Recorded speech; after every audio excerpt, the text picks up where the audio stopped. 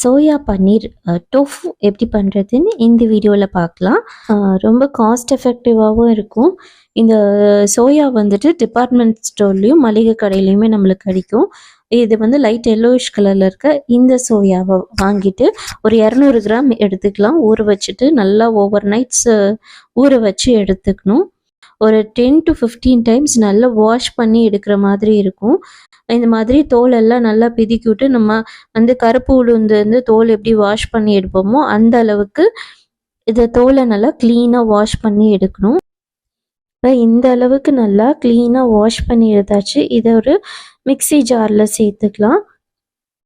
நான் இப்போ ஊற வச்சு வச்சுருக்கிறதுல முக்கால்வாசி தான் சேர்த்து அரைக்க போகிறேன். ஏன்னா ஜாரில் ஃபஸ்ட்டு அவ்வளோதான் இடம் இருந்தது, அதனால் நான் முக்கால்வாசி தான் சேர்த்துருந்தேன்.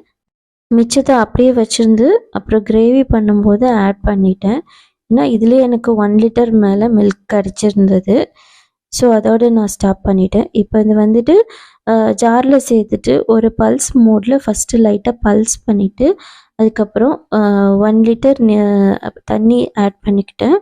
ஆட் பண்ணிவிட்டு நல்லா மிக்சியில் அடிச்சுட்டு வந்ததுக்கப்புறம் அதை ஒரு ஃபில்டர் வச்சு வடிகட்டிக்கணும். கிடைக்கிற அந்த பேட்டரை ஃபில்டரில் வச்சு நல்லா வடிகட்டினோம்னா நமக்கு இந்த மாதிரி சோயா மில்க் கிடைக்கும். இதில் ப்ரோட்டீன் ரொம்ப அதிகம், அதனால் உடம்புக்கு ரொம்ப நல்லது. அவங்களுக்கு மில்க் பன்னீரில் கூட ஃபேட்டு கொஞ்சம் இருக்கும். இதில் ஃபேட்டும் ரொம்ப ரொம்ப லெஸ்ஸாக தான் இருக்கும். டயட்டில் இருக்கிறவங்களாம் இந்த மாதிரி டபுள் ஃபில்டரில் வடிகட்டிக்கலாம், அல்லது கிளாத் இருந்ததுன்னா அதுவும் உங்களுக்கு கொஞ்சம் ஈஸியாக இருக்கும். தாராளமாக ட்ரை பண்ணி பார்க்கலாம்.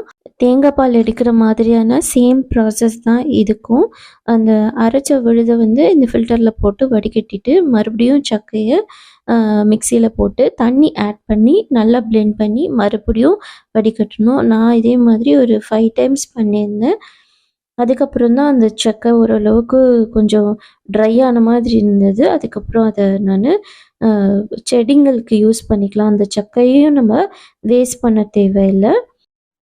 இதுதான் சோயா மில்க்கு. இப்போ டயட்டில் இருக்கவங்க கூட இந்த மில்க்கை நம்ம ஃப்ரிட்ஜில் ஸ்டோர் பண்ணி வச்சுட்டு தேவையான போது யூஸ் பண்ணிக்கலாம். மில்க்குக்கு பதிலாக இதை யூஸ் பண்ணிக்கலாம். நல்லா காய்ச்சி பொங்கி வர ஸ்டேஜில் 2 லெமனோட ஜூஸ் எடுத்துருக்கிறேன். இது மில்க் கொஞ்சம் அதிகமாக இருக்கிறனால 2 லெமன் ஜூஸ் ஆட் பண்ணியிருக்கேன்.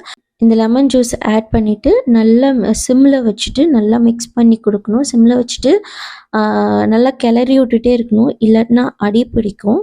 இந்த மாதிரி திரண்டு வந்ததுக்கப்புறமா இது மாதிரி துணி வடிகட்டி வச்சு நம்ம இந்த பன்னீரை மட்டும் வடிகட்டி எடுத்துக்கலாம். ட்ரை பண்ணி பாருங்கள். அடுத்த ஒரு வீடியோவில் மீட் பண்ணலாம். நன்றி.